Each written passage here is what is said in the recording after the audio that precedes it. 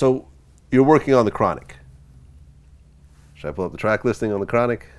Okay. Dre Day? No, the dog. Let Me Ride? RBX, little D.O.C. The Day the N-words take over? Don't that sound like D.O.C.? That's you? Yeah. Nothing But a G Thing? Me and the dog. Oh, man. Yeah. Wow. That was a good one. Snoop. That was one of the first records that Snoop and I worked together on. You know what I mean? Where it was me imparting, if you will, to him the formula, for lack of a better way. And this time you were in the video. Yeah. They got you in the back of the 6'4" this time. Well, by that time, the competition phase had passed. My voice was gone. I mean, Nothing But a G Thing was like an atom bomb when it dropped. You know, and this is why I remember I used to always have these conversations with people about Detox. And it's like, you know, they would say Detox coming out. And I say, Detox ain't coming out because Nothing But a G Thing hasn't come out yet. You know, the equivalent of it. You know, or a Still DRE has not come out yet. Right.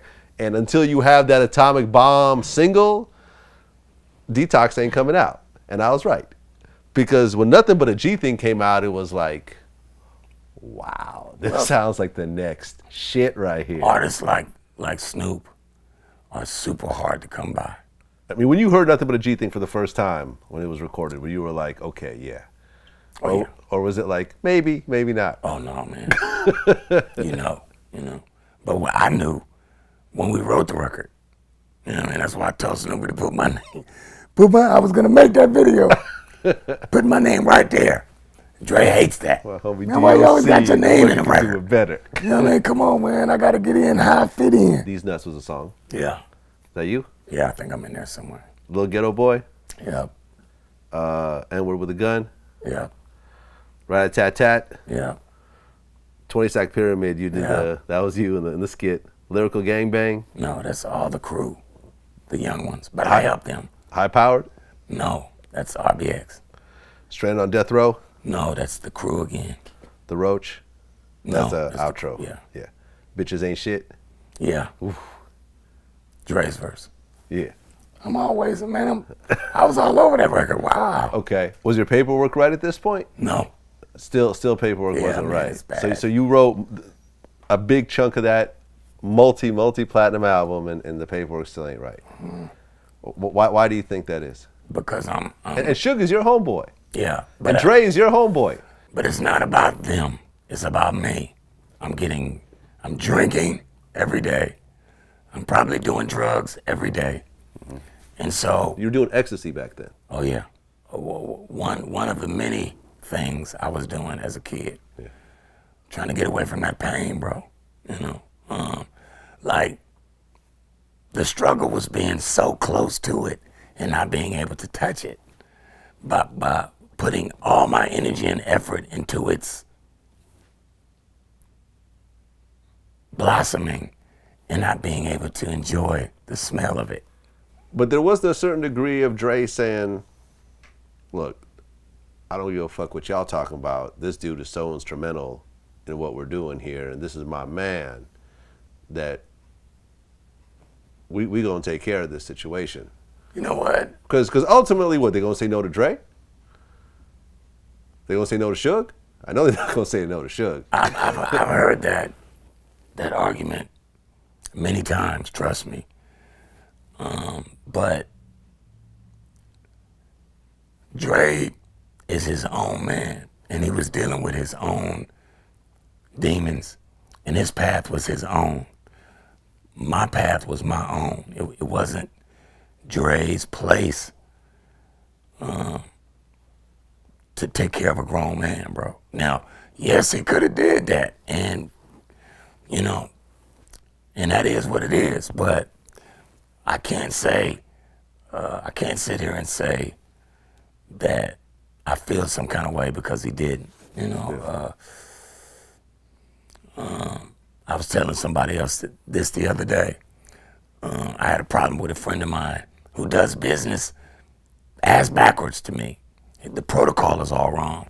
I said, look, just like I love Dre, regardless of our past, because I know Dre, and so I don't expect nothing from him because I know him, and I love him for him, regardless of what he does or don't do. You know what I mean? So the other guy, I know that his ways are a little shifty, you know,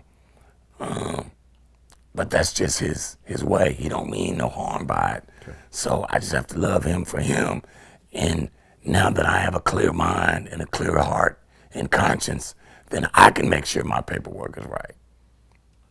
During that time at Death Row, you talked about it being so bad in the studio sometimes that shots would ring out sometimes. You said I'm sure if anyone got shot, but were you saying how fights would be commonplace? Well, the gang element was there? It was pretty bad. It's pretty bad. Yeah, I don't want to push those particular stories on you because you know, you got to save something. Yeah. Save something for the movie. Right. Well, but it was in the movie they sort of portrayed it in a way. It was a lot worse than that. Yeah, I heard. You know, it was pretty bad, and so sometimes the alcohol and all that other stuff, I had to have that in order to walk into that place. It was that stressful. Yeah, it was pretty bad. For me, it was. You know what I mean? Why was it? But Sugar's your man. Right. That's your friend. Fuck, right. fuck the business shit. Like that's your friend. Well, you know, we'll use that term as the same way.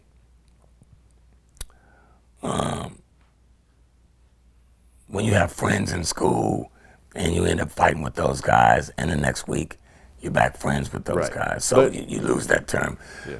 So Suge was the big boss, and he controlled his mob, and Snoopy was the big boss, and he controlled his mob. And Dre had his team that he had with him, but I was alone. You know what I'm saying? Yeah. If me and Dre ain't on the same page, that means I'm alone in here. Okay. And so I had to always walk with that in mind. Now, nothing ever happened to me. Nobody ever put hands on you. Yeah, nothing. As a matter of fact, a couple of times, Suge had to, you know. Step in? Oh, yeah. You know, and let motherfuckers know. So I guess to answer your question is probably why Suge probably let him know. Right. Don't touch this guy. Yeah. You can't kill the golden goose, man. Right. This guy's off limits. Suge's current situation. When you first heard about it and you saw the video, what you know what? Had you been in contact with Suge up until that point? I'll tell you something that's pretty funny. I got a call. I was living in Dallas then. This is before Dre called. Before the $1 billion call, I'd like to call it. Right. I was going to the movies with my girl, and someone called, and I said, "Who is this?"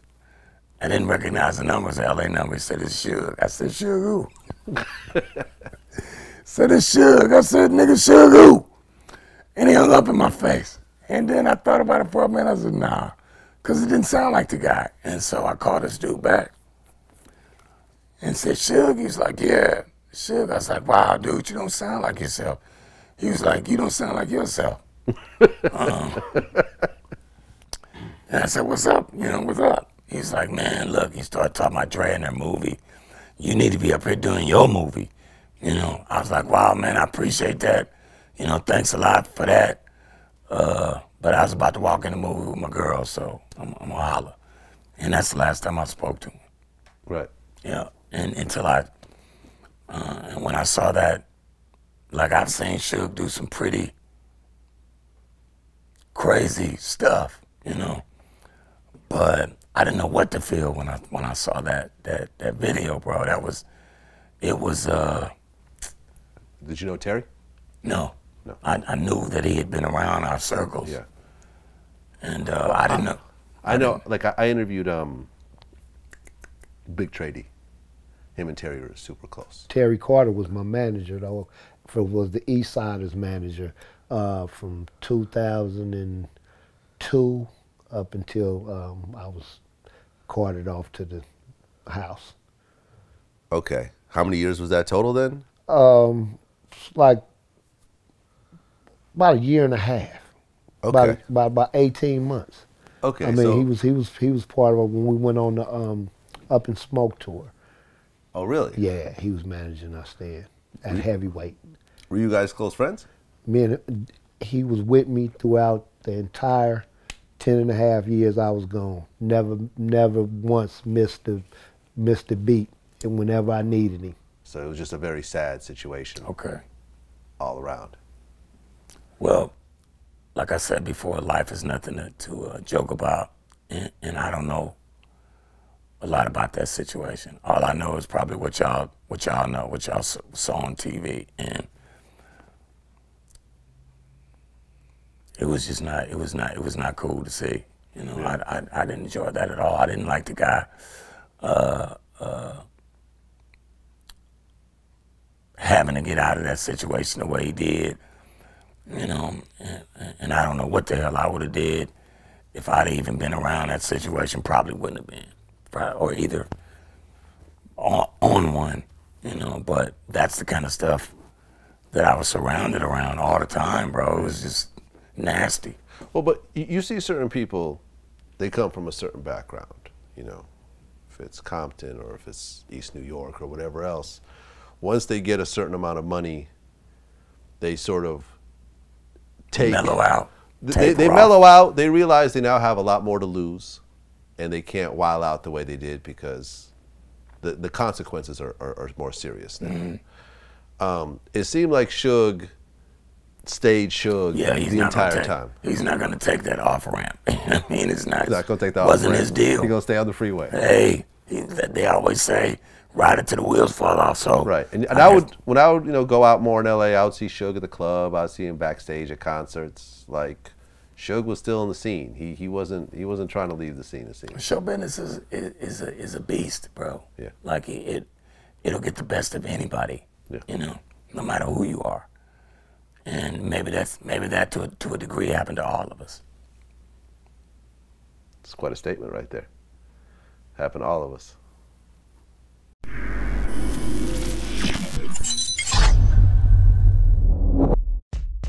Kobe raped a white woman in Colorado. Dr. Cosby raped 37 bitches and is still counting. Nobody leaves this business clean. Michael Jackson fucked little white children. It's hip hop, man. The kids listen to hip hop, they use the N-word. Point blank, period. Yeah, like there's no way around it. You know what I mean? I'm at a concert the other day. Nothing but white kids in the concert.